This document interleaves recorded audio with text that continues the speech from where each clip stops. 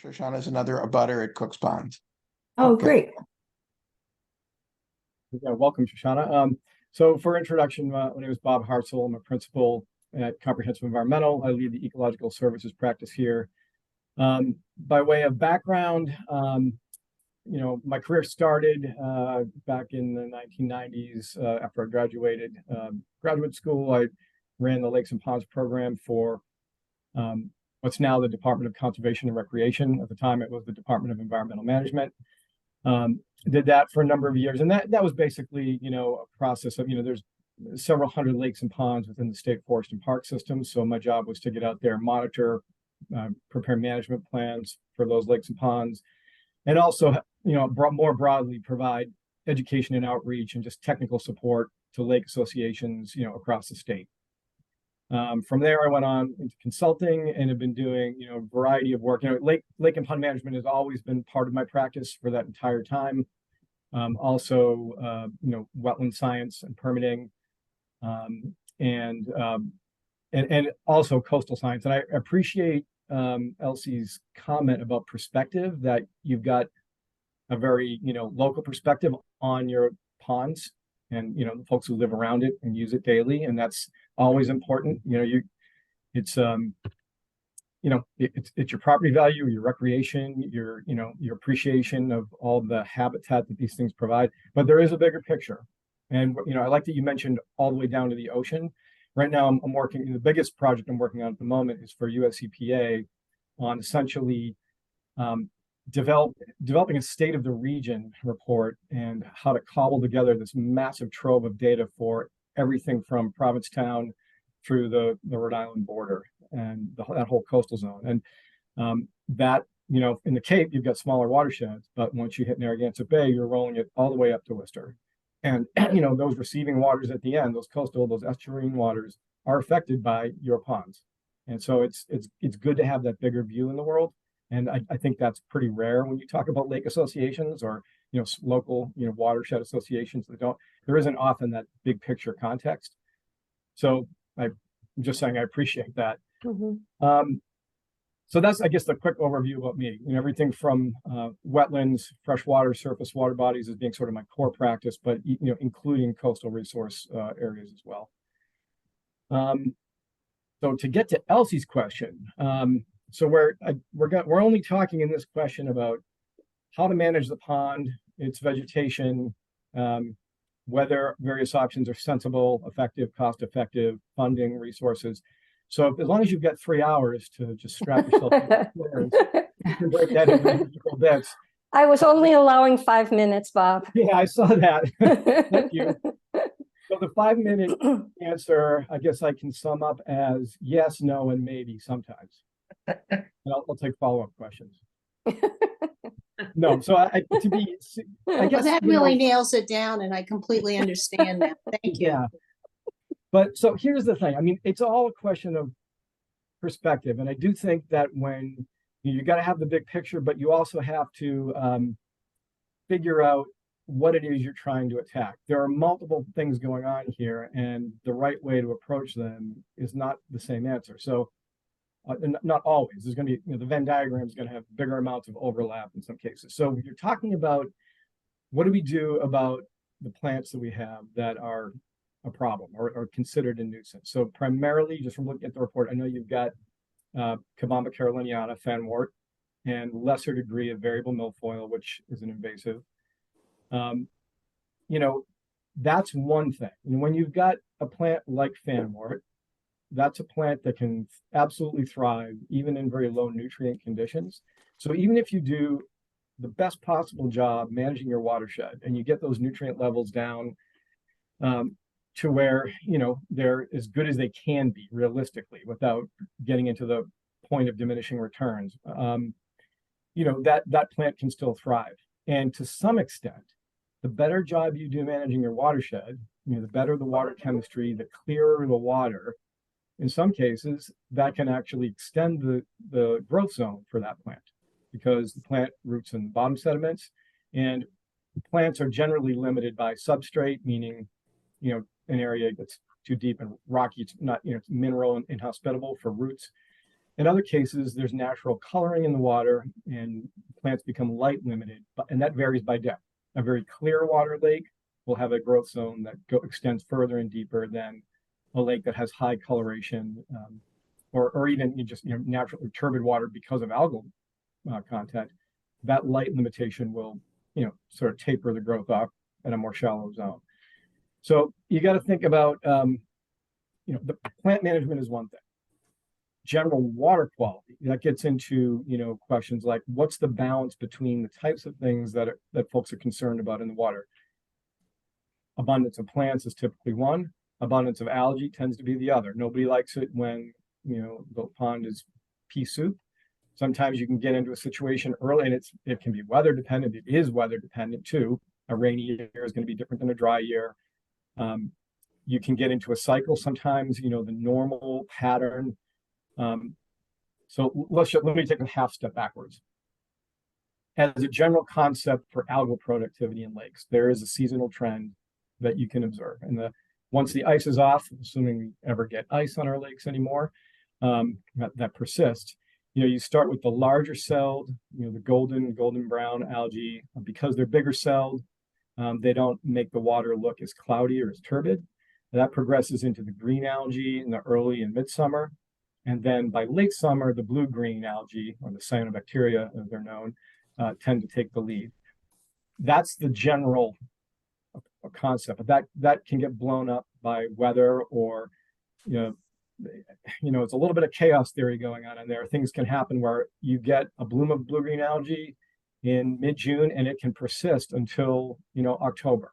That happens too. So understanding the patterns that you've observed in your ponds, how that relates to the incoming water chemistry. Where are you near a tipping point where you can expect things to get worse if water chemistry gets a little worse with more development pressure, loss of forest land cover? Are you at a place where you're so far and above a threshold that it almost you'd be shoveling against the tide just to get below that threshold to see a measurable change? You got to start by looking at the data and kind of coming up with a common sense idea of where you're at, where you would like to be in order to have, to meet your water quality goal. And that's going to be a locally set thing. You're not talking about a regulatory number. You're talking about, what you want to establish as your target. Then you can do the math on how much money it's going to take to get there, how much stormwater improvement you're going to have to do and build and get grants for. All the different things that help drive down the nutrient budget that fuels that growth of algae. So, and then you get into the complicated. So when you're thinking about that, you also have to think about it in the context of what have we been doing to manage our plants? Because the nutrients coming into your ponds, they're going to go somewhere.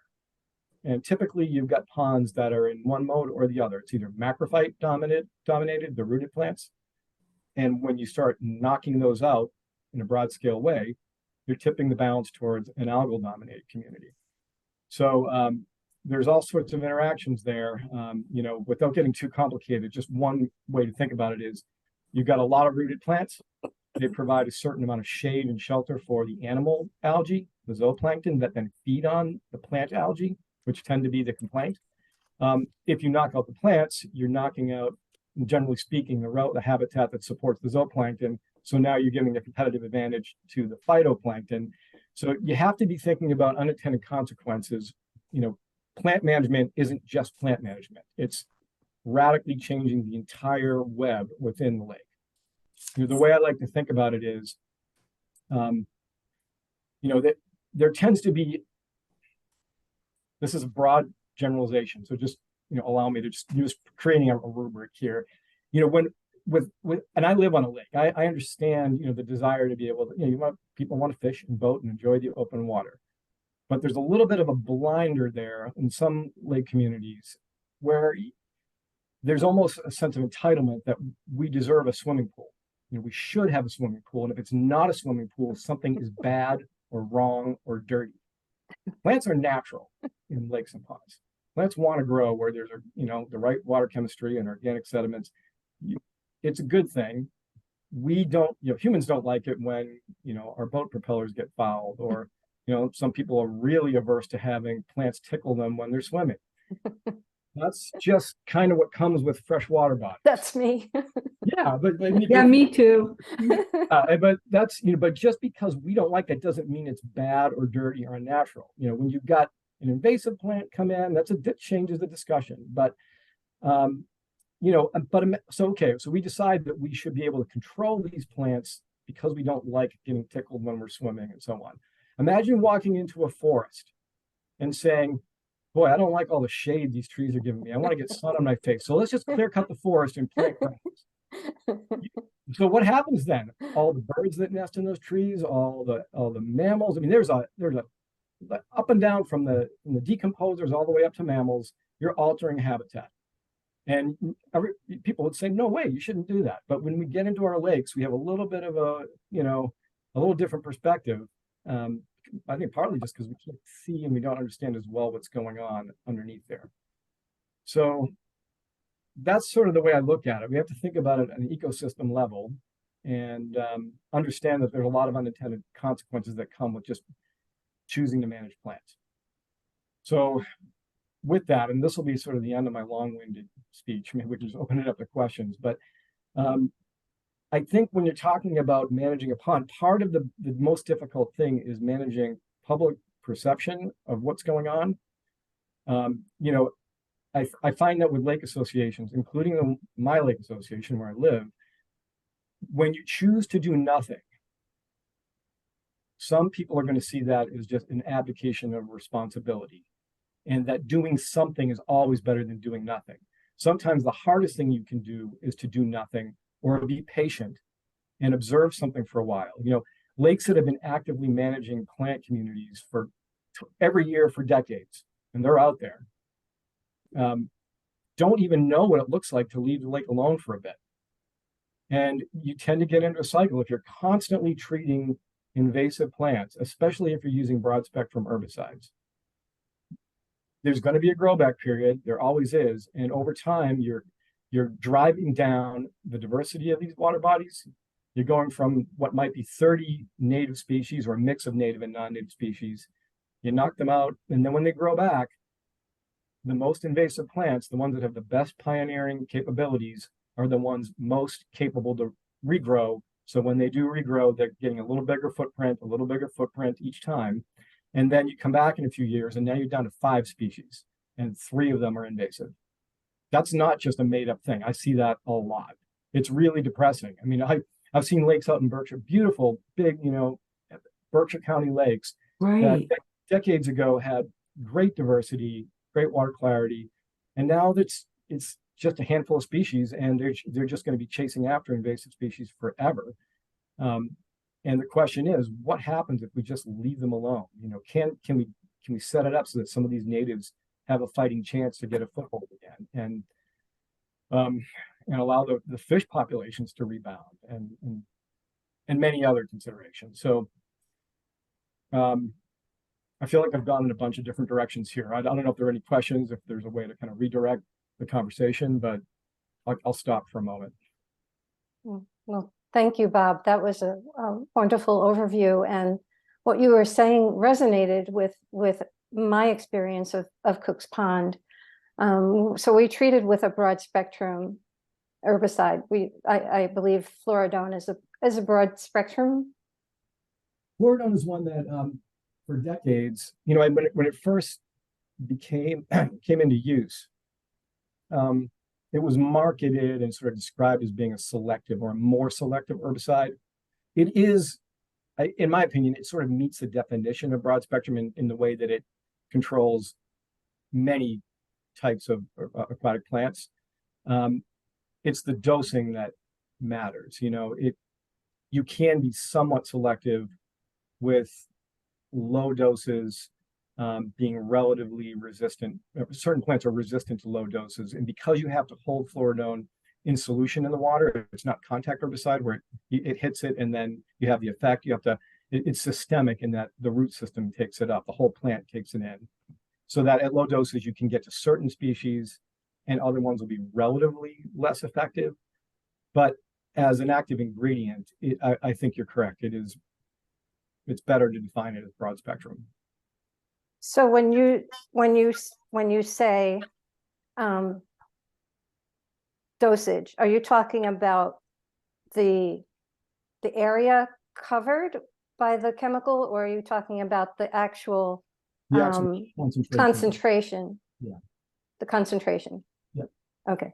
So we did treat the whole pond with fluoridone in 2020, and in 2021, the pond looked great.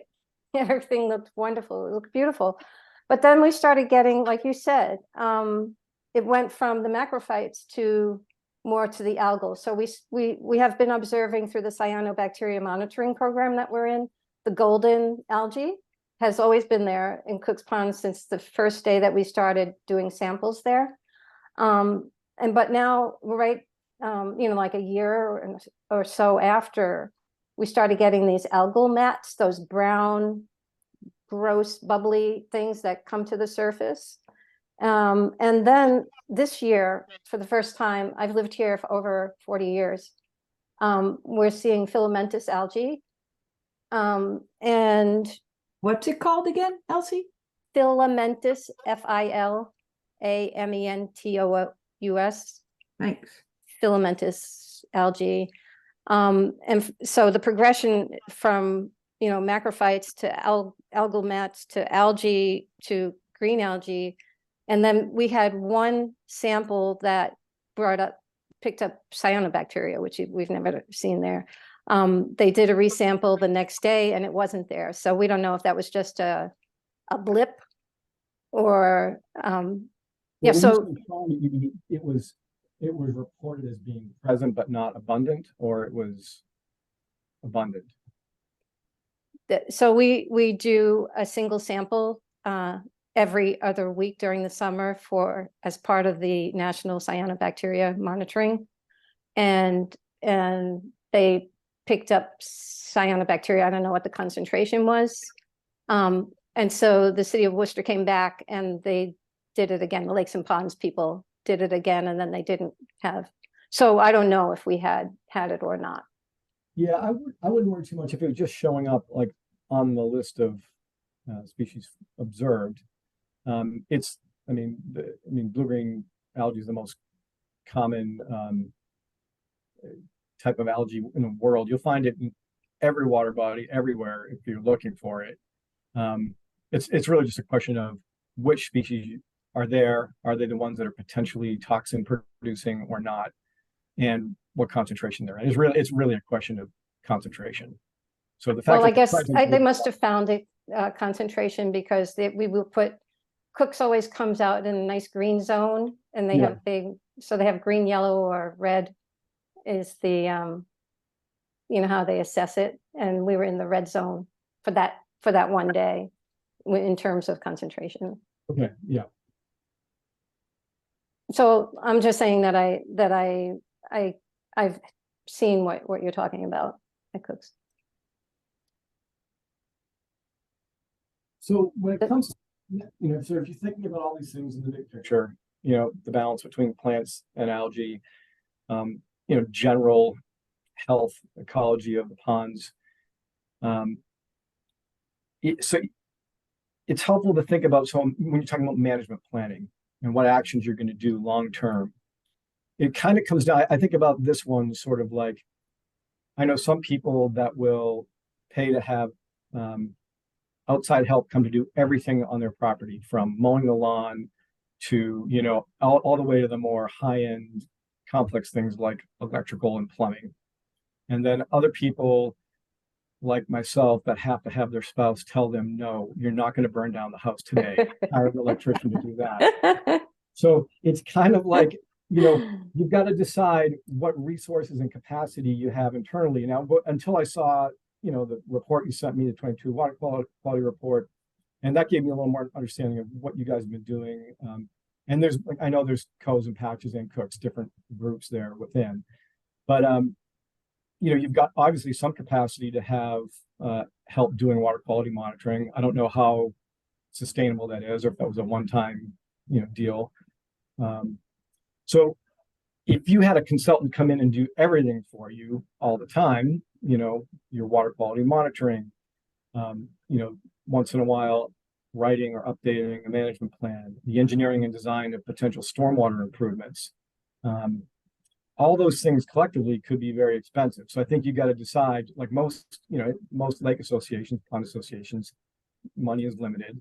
If you want to do something that's relatively expensive, you got to kind of think about that long term and where you're going to get a grant from. And there are grants out there.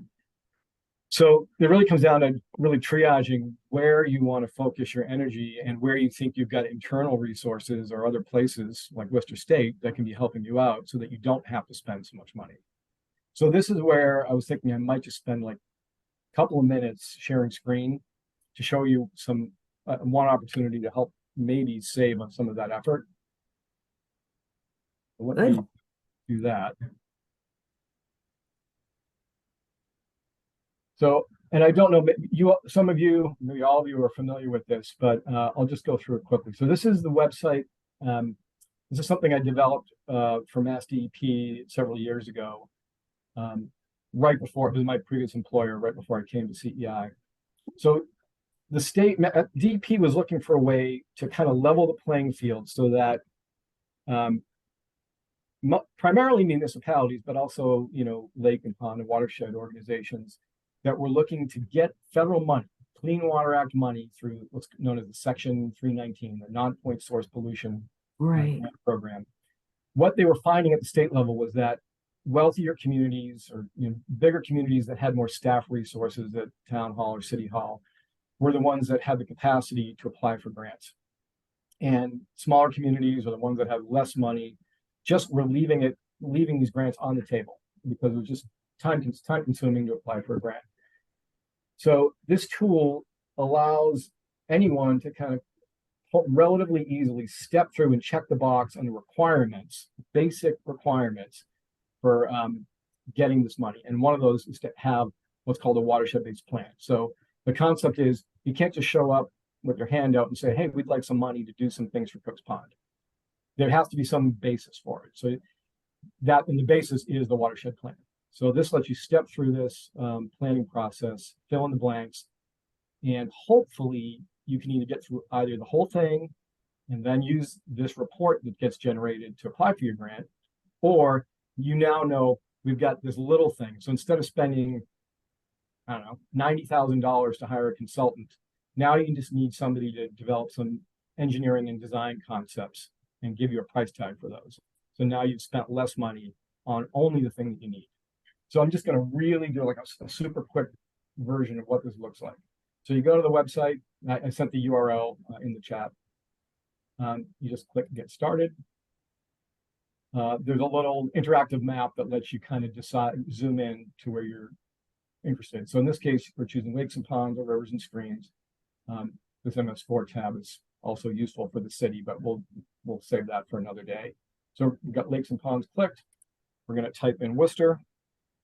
As soon as you start typing this little drop-down list, we'll click Worcester. It zooms in. So from here, we've got a color-coded map. The colors represent categories based on known impairments. So the blue ones haven't been assessed. The red ones, category 5, those are known to be impaired, and they need what's called a total maximum daily load or a TMDL. But in this case, we can kind of just decide to zoom in. There it is. Cook's Pond. So if we click on this, because we say, yeah, that's our pond, instantly it's going to map the watershed. And just that's sort of a check and say, did I click the right thing?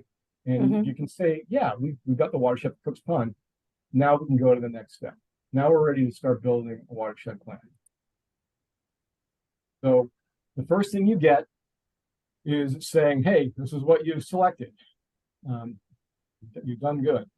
If there are existing resources, reports that are known, that this tool cobbles together a variety of different data resources and will give them to you in PDF form if the state has them in their database. So what this is telling us is that there's no such reports that are available that have been pulled together for Cook's Pond. So we don't need to But worry. haven't there been some? There may have been reports, but they didn't get pulled into DEP's database. Yeah, okay. So you have an opportunity later, you can add your own stuff. But this is just saying we don't have anything that the state DEP doesn't have anything at the moment. Right. And this gets updated periodically. You know, they're sort of on their own now. I think maybe like once every couple of years they'll pull new resources in. But you know, as of the most recent update, there wasn't anything. So you go to the next step. Now at this point, if you haven't used this tool before, you'll have to sign in one time, put in your email or password. The reason for that is once you start writing a plan, say you get halfway through it and then you go to bed that night and finish it the next day, it just keeps it safe. It doesn't allow anyone to mess with your plan. So that's why it's password protected. So now we're in the universe of the plan itself. So these elements you see listed in the table, A through I, those are the elements, or we kind of think of them almost like chapters. That comes right out of US EPA. EPA has decided these are the basic ingredients that you need to have a watershed plan that passes muster. And that gets passed down to Mass DEP, and Mass DEP says, if you give us a plan that checks all these boxes, that's enough of a basis for us to hand you money for a non-point source pollution grant. And the way this website was set up, the person who ran the program at the time, Jane Pierce, she was awesome to work with and very practical minded. And that, like, the idea was not to build a tool that was forcing people to do the best possible job on every single thing. It was really more of a question of what's the threshold? How much do people need to do for it to be good enough to be justifiable for funding? So you can choose your own journey. If you decide you want to provide more information or you've got more detailed analysis on anything, there's a way to add that.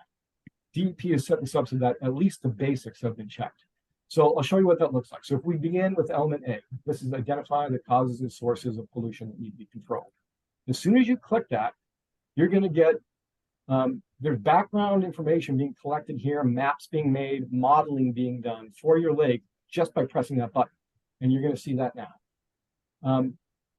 Every time you get into one of these steps, element A through I, there's a little guide. If you want more information about what this is all about, you can just click that and we'll show you. We'll give you a little more reading about what that element is. But right out of the gate, you're getting some information just like you would get if you hired a consultant to do a watershed plan. So what's the watershed name? What's the major basin it's in, the Blackstone? What's the watershed area? 4,626 acres, water body size.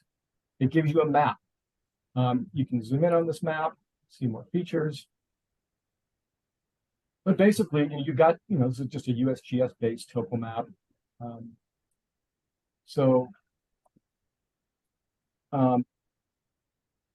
There's always these boxes, what else? Do you have any other general watershed information to provide? You could start just typing, say whatever you want. Any information you've got from other reports, copy and paste them right in, and that becomes part of your plan. And then you just save it. Later on, you can take all this information that's on this website that we've been adding in these boxes and just generate a Word document. At that point, you can change the fonts. You can make it purple, Arial, 15-point font if you wanted. It's a Word document. This is just giving you the ingredients that are going to get dumped into that Word document so you can do what you want with it. This is where we talk about any, other previous reports. You can copy and paste those in. You can provide web links, whatever you got. Water quality impairments. So this describes as categories that are linked to those colors that we saw on the map. 5 was red, 1 was blue. Water quality goals. So you've got to set a goal. So for Cook's Pond, it's a Class B water. It's not a drinking water supply or any special category. It's just, for contact or recreational. So it gives you some background goals. It basically says this is what EPA says is a very low bar. Total phosphorus, it should be not exceeding 50 micrograms per liter in any stream and 25 micrograms per liter within any lake or reservoir. That's sort of the baseline. For bacteria, it just references Class B standards, at which point if you're swimming, there'll be a health risk. You can click this button and just put whatever you want in there. You should have a process internally where you decide what your goals are. What pollutants? Total phosphorus. We'd like to never see blooms of blue So we're going to set a goal based on, looking at our data, maybe doing some modeling and understanding the relationship between phosphorus load and inlet concentration. That can be something that you can work with a consultant on, but it gives you an opportunity to have your own goal that's not just dumbed down to these basic guidance numbers from 1986 from US EPA. There is no regulatory standard in the state of Massachusetts for nutrients. A lot of states are working towards that. New Hampshire's in the process right now of setting actual numeric criteria for phosphorus. Vermont has done it recently. So I think at some point all the states will have it, but we're not there yet. And Massachusetts is not there yet. Land use information. So this pulls together, you've got a map here. It's just a basic land use map. Gives you acreage for things like, basic land use categories, agriculture, forest, open land, water, and so on.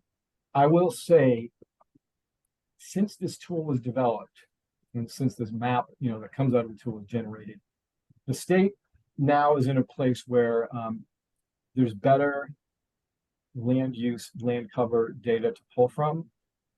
This is a little bit of I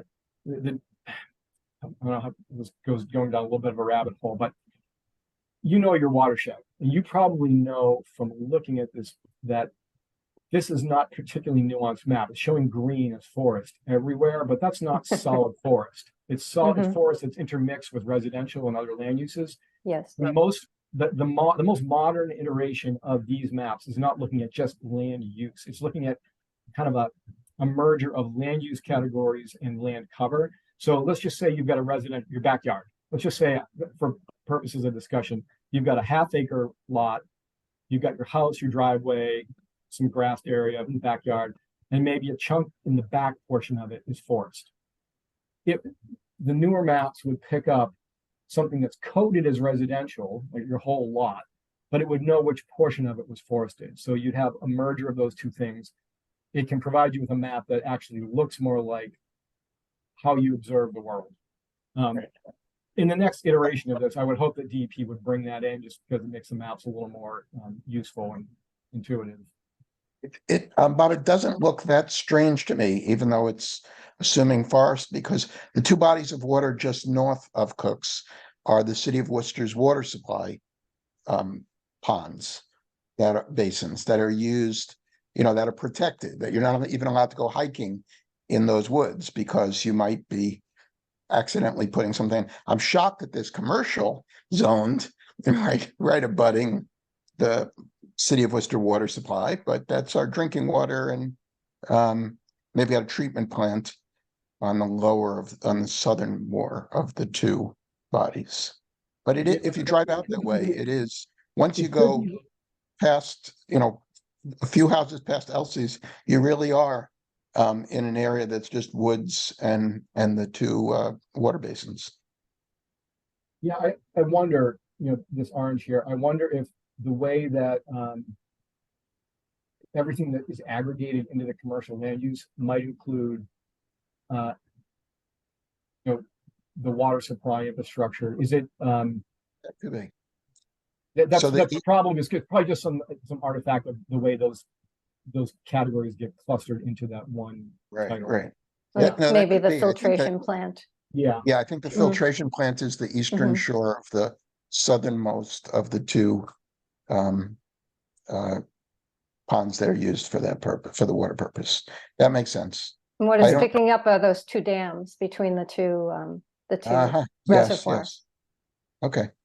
Well, Right. in any event, you've got it's a snapshot, and there's a lot of different ways to slice and dice maps, but this is just a view of the world that ties in with some basic pollutant load modeling, which is based on land cover and land use types, and that gets down to some of the information that we're getting to.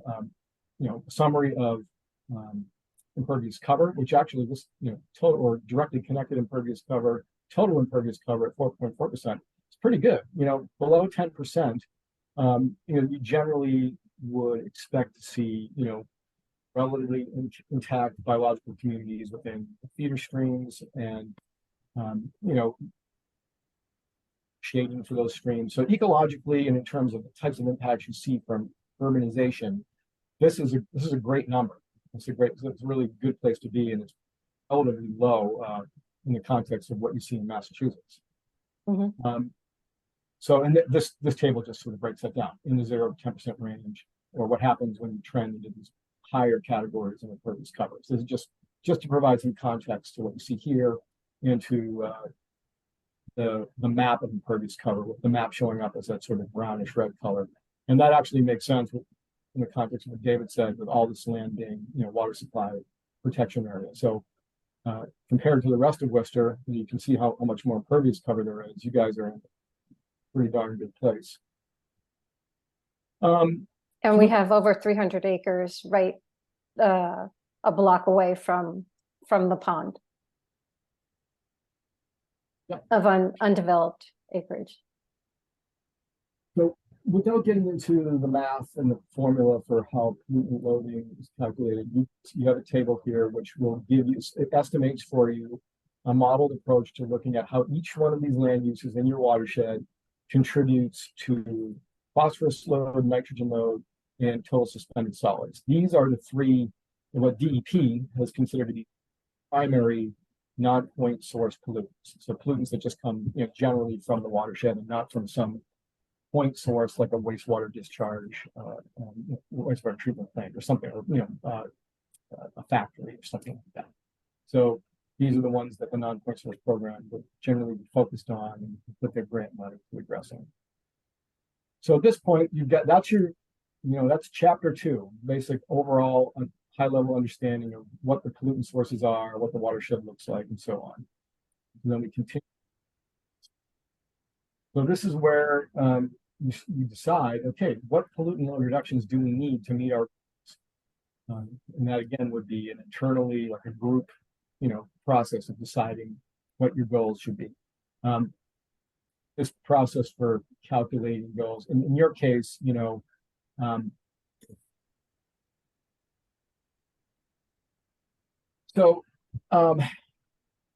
it's calculating. I think this is a little confusing. What it's saying, it will calculate for you if you are in exceedance of those EPA guidelines we talked about in the last step. It'll tell you what the math comes out to be, how much you need to reduce your load per year. It's basically calculating that your water chemistry is below those EPA guidelines. And the data that you got in 2022 actually matches up with that. Doesn't mean you can't set a more protective target. And sounds like that's probably something you should consider. This is just giving you some, a beginning point for filling in the table.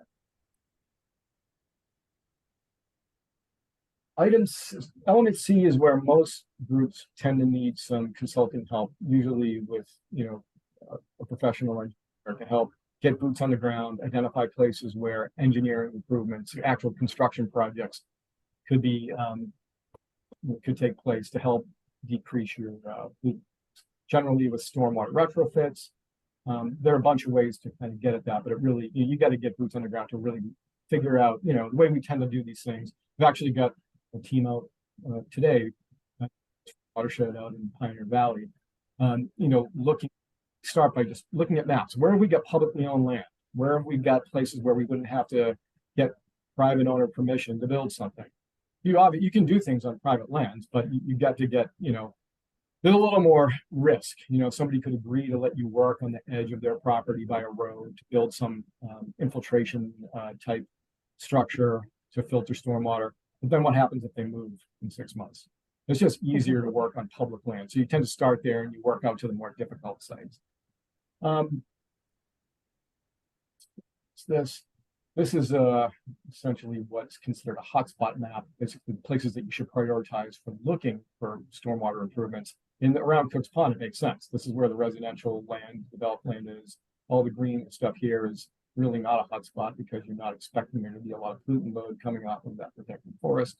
In this case, it's pretty simplified because you're really looking at the places where you've got developed lands. So then you can go through this process on your own or with a consultant. This gets a little, I'm going to try to be quick on this. So it lets you build a collection of stormwater BMPs, or what we call best management practices. So I'm going to do this once just to show you the way this works. It's basically got modeling built in. You can do it or a consultant can do it. So let's just say you have an address. It's Elsie's property at 10 Main Street. I don't know where Elsie is. But let's just say we found that right on that property or some city-owned property, there was a great place to put in a bioretention cell for stormwater infiltration. So we're going to say the BMP type is bioretention. We're going to design it to handle, now typically you would design to handle the 1-inch rain event. Your engineer went out there and decided, no, we don't have quite enough space to do that, but it's still a good space to build bioretention. We're going to build it for the 1/2-inch rain event because that's all we've got. That's the footprint that we've got.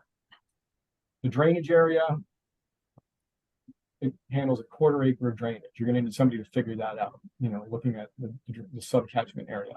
Location, we'll just say 10 Main Street.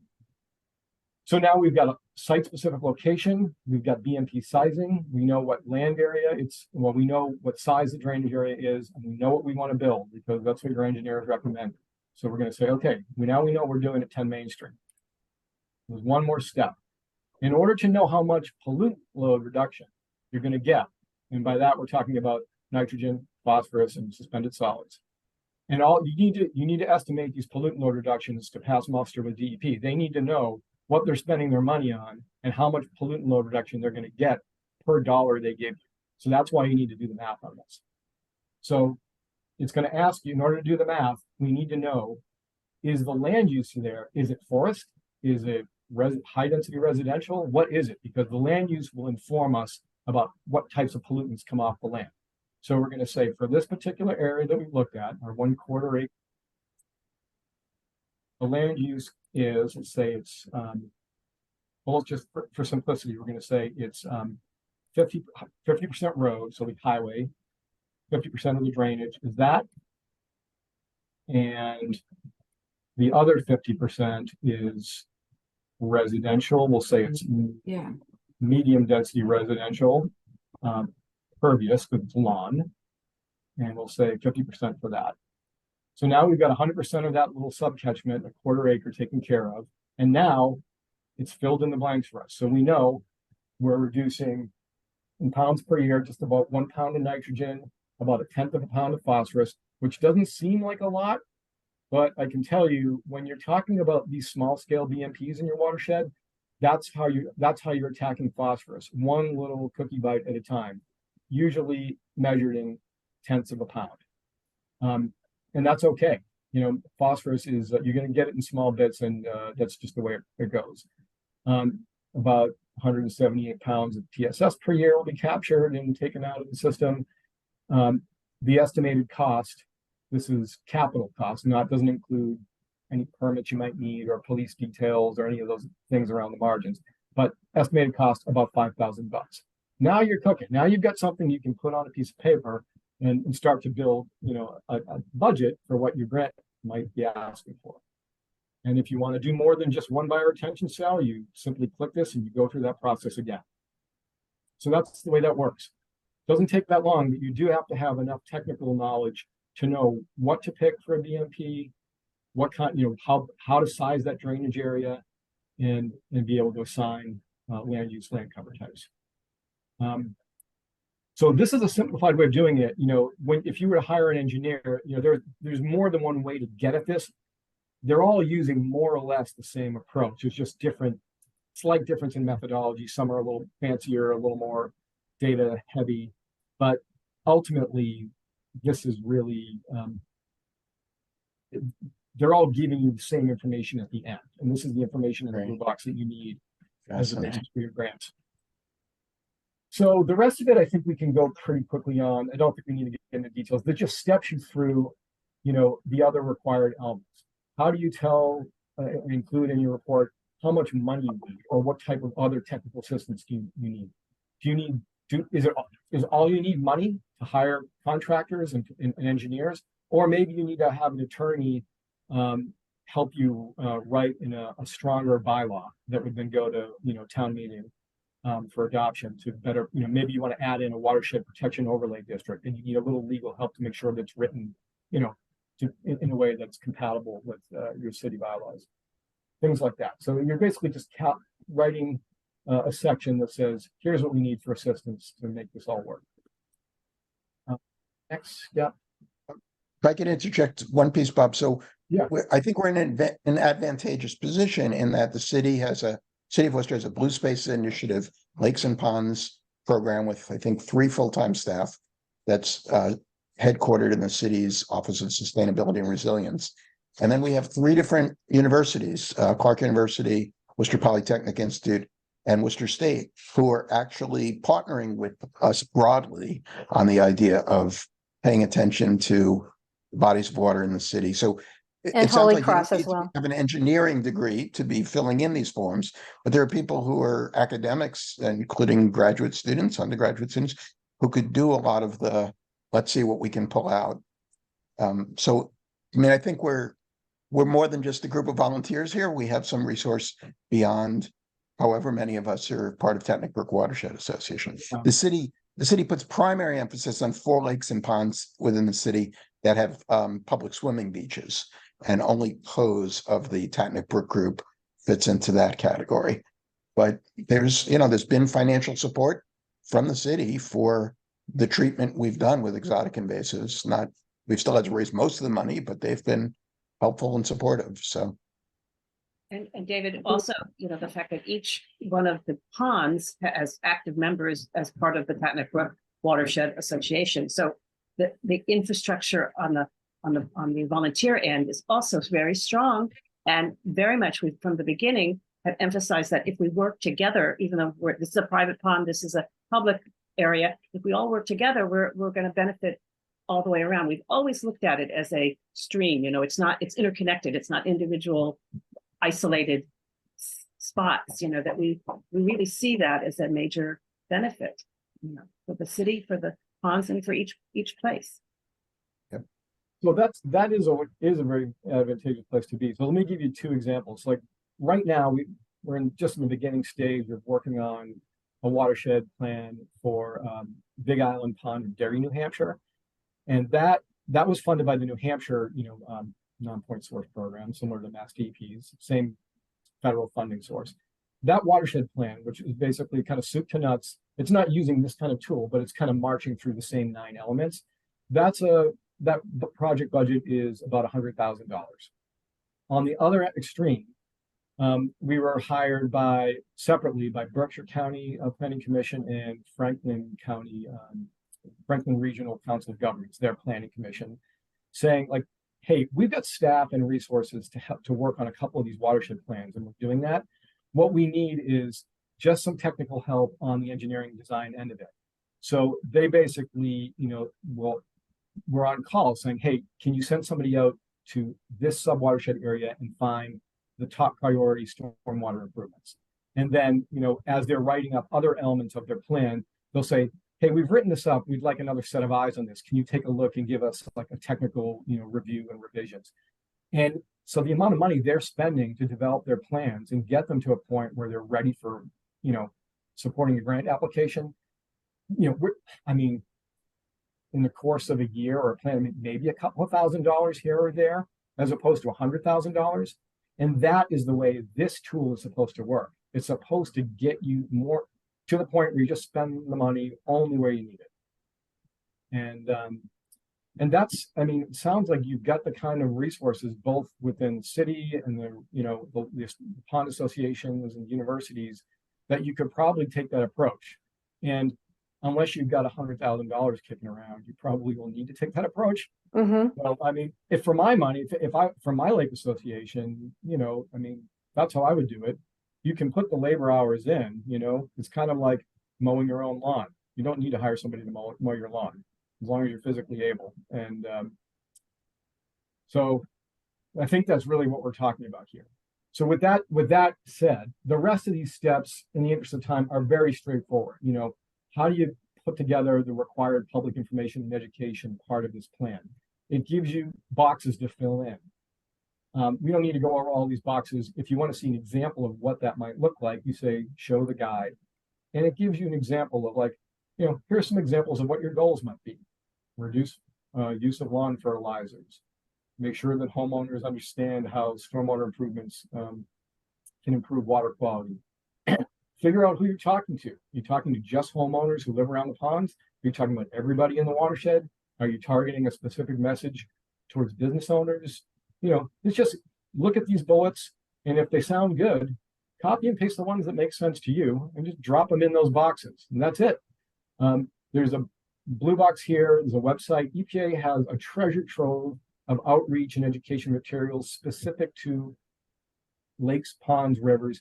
You can freely use with no copyright protection. Those materials, you can take them, adapt them, rewrite them, whatever you want. You don't even have to attribute anything. It's just a way to look at how others have the same messages for public education purposes: stormwater, household wastes, septic system management, lawn care, pets, so on. So that's the public education part of it. Elements F and G are clustered together. That just gets into, okay, once you know what you want to do, you should have a schedule. So it just gives you a simple scheduling tool where you basically say, what you want to do and what you want to do it by. If you want to build 7 rain gardens, step 1 might be apply for a state grant. And then in year 2, you get the grant, and then you have construction completed by year 3. It lets you step through the process of building a schedule. Finally, the last step is, how do you evaluate what you're doing? That really means 2 things. If at the simplest level, you can have a monitoring plan where the actual water quality data helps back up, that you're marching in the right direction. You don't need to do that. It's not required. In some cases, monitoring and evaluation means something as simple as, we said we were going to build 10 rain gardens. Look, we built 8. Our modeling in element C of this tool tells us that those 8 rain gardens should have reduced our pollutant load by 4 pounds of phosphorus. It's that, if you've got it modeled in the plan and you built 8 of those things, an assumption that the numbers were correct, that's all you need to do, is you just document it for a DEP to say, these are the ways we're going to document our progress. And then finally, the last piece here is important: adaptive management. How are you going to be able to check in maybe once every 5 years or so to see if things are going as expected, or to maybe adjust your schedule, or possibly adjust your goals? Maybe you set your water quality target based on a limited body of data, and then you went out and collected a ton of data over the next 5 years and said, wow, we're really in a different place than we thought we were. Water quality is way better, or maybe water quality is way worse. Then you adjust your goal accordingly. So it keeps that little bit at the end that says, we're not just going to write this plan and consider it done for the rest of our natural born lives. We're going to take a look every once in a while and check in to see if we're needing to adjust the rudder of the ship. So that's it in a nutshell. Once you're done with all that, and you use this tool to fill in those boxes, you can then, and at any point you can do this, you hit the little export button, and you will tell it to export your plan to Word. I think I had one place while we were talking where I just typed some random letters in. It'll take it usually, I don't know, 15, 20 seconds. It's actually, you can see it's kind of working right now. It's creating a Word document.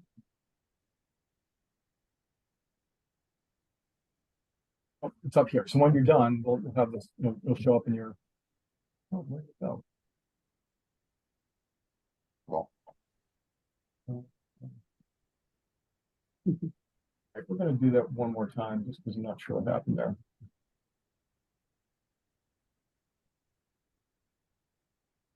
Okay. So it's now just launching Microsoft Word, and there's our plan.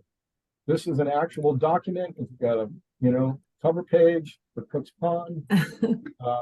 It's got a table of contents that's clickable. So you can, it goes by all these different chapters we talked about. You can put your own executive summary in, tells you what a watershed-based plan is. And now you've got all this information on Cook's Pond. You've got your maps. All the stuff that you typed in, and I can't remember where I typed, but it's all in there. So at this point, you can say, I don't like this chapter. It doesn't feel good to me, and delete it. You know, you can, at this point, you're on your own journey. You're just using this as you've got a platform to work off of. A lot of the information that's needed by DEP is in there, and then you copy and paste anything else from any other report, anything you want. It's your plan. So that's the way it works. With that, I'm going to stop sharing, unless you've got questions that you want me to go back to or anything. No, All right. not for me. So that's just one way to start. You know, that's just a tool that I think you should be aware of. It's going to help you in the process, hopefully. I guess with that, I'll just open it up to questions. Wow. That is so impressive. Thank you for generously sharing that information and your knowledge, Bob. Wow, I'm just blown away. I have a bunch of questions, but I've done more talking than anyone so far, so I want to give other people a chance to start.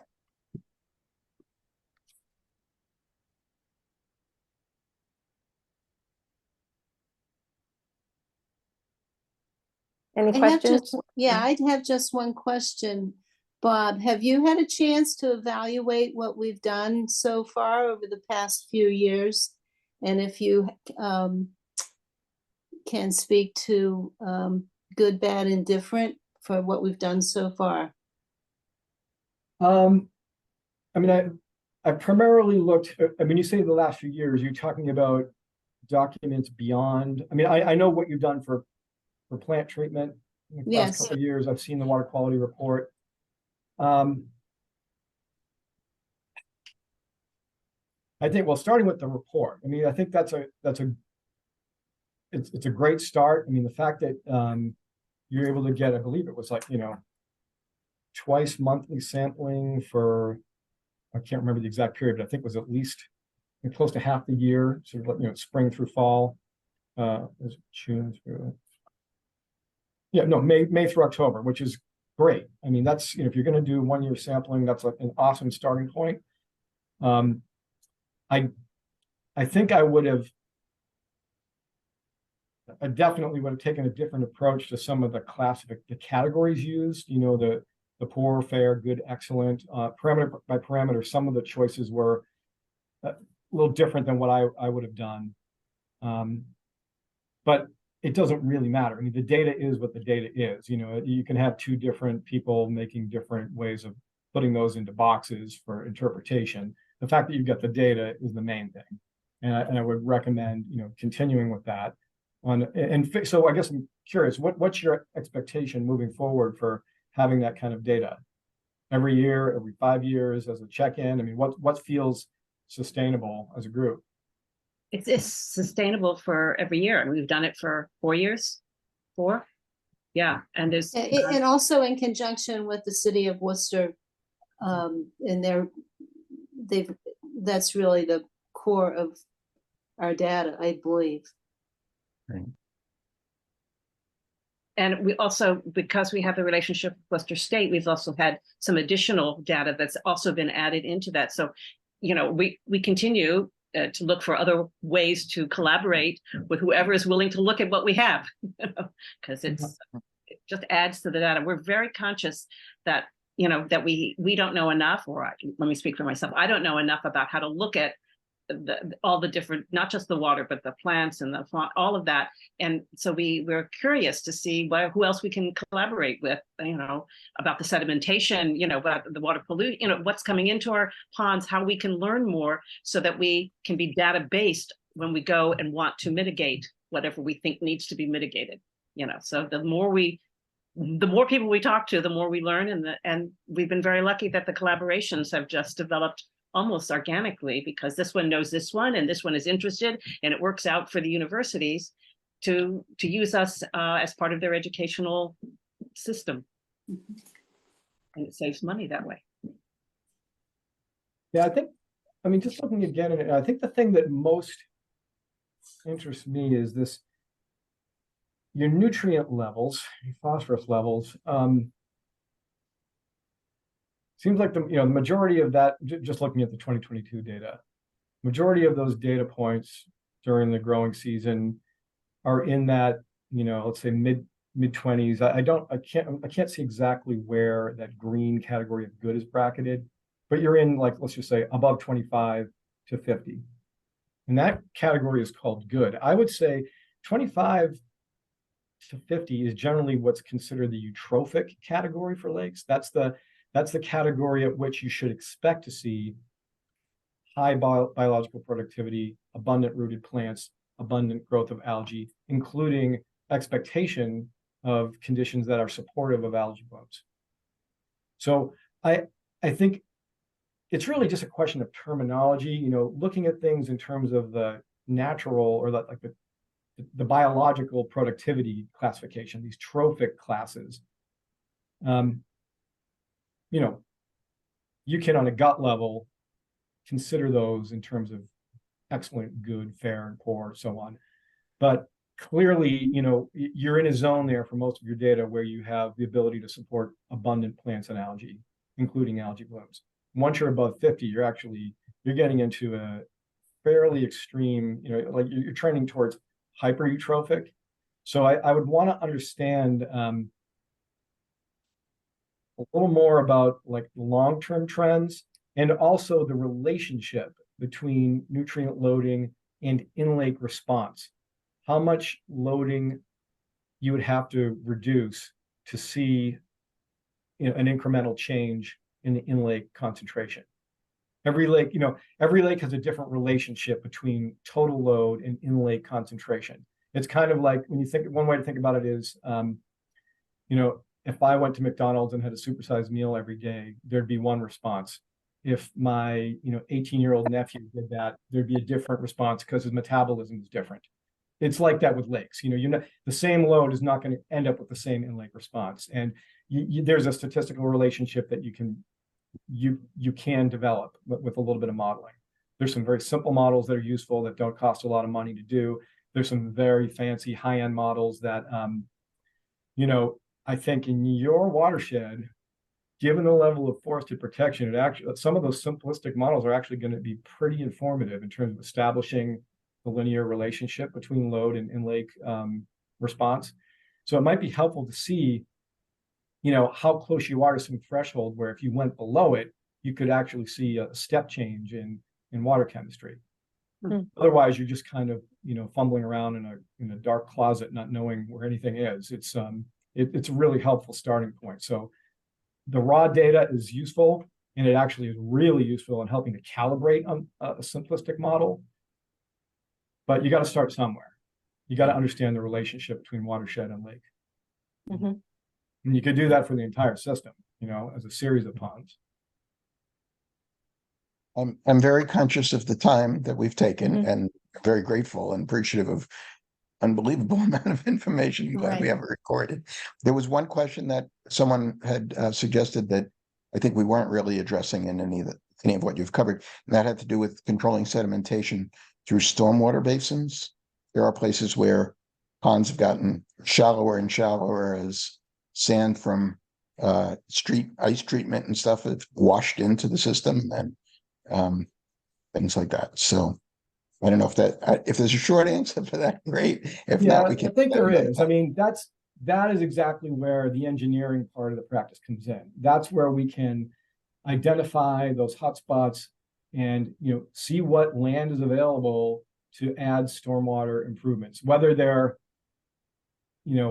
relatively large scale things like stormwater basins that would take up a lot of real estate, or whether you do it as a distributed collection of smaller features. That's where the engineers come in. But I would add, it's not just about the sediment. The sediment is its own issue because, like you said, it does add to loss of depth, and that increases the footprint of potentially where rooted plants can grow, and more like you'll see in the really shallow zones, water lilies will start to take over and whatnot. But that sediment is also a transport vehicle for nutrients. You basically got a certain amount of, let's just say phosphorus. A certain amount is soluble in the water and just entering the pond in soluble form. Some of it is attached to particulate matter and will work its way into the pond using that sediment as its transport vehicle. And then when it comes down the flowing river or maybe overland, then it hits the pond and there's a loss of energy and it just drops out and settles. And then under the right circumstances, that soluble phosphorus will get released from the particulate. So you got to be thinking about it not just from sediment, but what it's doing from a nutrient load point of view. Okay, Wow. cool. Yeah, I think Wow, that's a little bit of what Worcester State wants to do, because they're watching that flow from before Cooks, as it goes through Cooks, as it goes into the Tatnuck Brook, as it goes to, to our other ponds, all the way to Cooks. And it Great. gets worse as it goes. Yep. Picking up stuff. And yeah, that was the intention of the study to begin with last year at Worcester State. Just observing what happens as water flows through, using Cooks kind of as a baseline, and then what happens as it travels through an urban setting. Yeah, So, Bob, yeah. Worcester State has what they call a field station that's on Patches Reservoir, maybe a half-mile walk from campus. So they have students out on the pond all the time on Patches, testing for oxygen levels, temperature, pH levels, all kinds of stuff. And they also go to Cooks, and so. But it's an amazing resource to have these people out there all the time studying the thing. Yeah. I mean, if you could get them to, have a monitoring program that has relatively consistent timing of when they do, like, I would want to know at the outlet of all those ponds, get Coes, Patches, and at least the inlet to Cooks, like, all in the same timestamp, more or less, so that you can see what that, sediment, fate and transport, how that changes, where you're getting sinks and where you're getting sources, and in between the ponds. Be interesting to know. I think that's where they started. I don't know that it's as fully developed as they would like, and it's student run, Yeah, sure. Little uneven, but that is certainly the goal, was to really look carefully at that. And now that we've heard what you had to say, I feel like we have more information to push that a little bit. Right. more. Yeah. No, it's great to have that as a resource. That kind of science Clark support. Clark is located pretty close to the bottom of Coes, so there's really a good ability with different students to be taking a look at this in different places. 25 years ago, I could canoe or kayak up the brook, that's the inlet brook, into Patches, probably a good 50 yards up off the body of water into the stream. And that's completely impassable because of sand, mostly from the road on Mill Street when they're sanding for ice. But also, I suspect Worcester Airport up the hill is also contributing to the sediment issues. So this is great. I feel so much more like we have a handle on what we can do and how to go about it. So thank you so much. It also confirms the things that we've experimented with, the things that we established. I mean, it feels like, whoa, we really, even though we didn't know what we were doing exactly. it's No, moving. you guys are well ahead of the curve. I mean, I work with lake associations all the time for, water bodies are much bigger than Cook's Pond. And, they'll say, well, we took a nutrient sample back in 1988. What can you tell us? Like, so this is, to have this much data as a starting point. I mean, honestly, like I see what you guys have, and I'm thinking back a couple of years now, maybe 4 years ago now, did a watershed plan for the largest natural lake in Connecticut. And they didn't have a single bit of data they had some in-lake data, but nothing at the key locations that we would need for developing our water quality model. I mean, none. Nobody was they were kind of absent-mindedly, nobody was paying attention to what they were doing or why. They were just like, well, I guess it's a good idea to collect data. And this is the largest lake in the state. So I don't know. I mean, you guys are, considering your size, and it sounds like you're making good use of the resources that you have. Well, I think we have to give credit to the city of Worcester and the fact that they have Jackie Bergmeister, because she really put this together, and it just expanded, and it is fun to work on, and you feel good as a non-science person involved in it, and you don't feel like you don't know anything. You feel like you can really make a contribution. Sure. And change only happens at the local level, right? Politically speaking. Well, politically speaking, Easier. I kind of always like the old the Tip O'Neill quote about all politics are local. Mhm. And the reality is that you don't get any more local than a lake association. right. That is politics at the core. You Right. have people who care a lot about this thing and they live on it. It affects their property value and their enjoyment of life. And, politically, you got a fair amount of power when you have a bunch of people who care about one thing.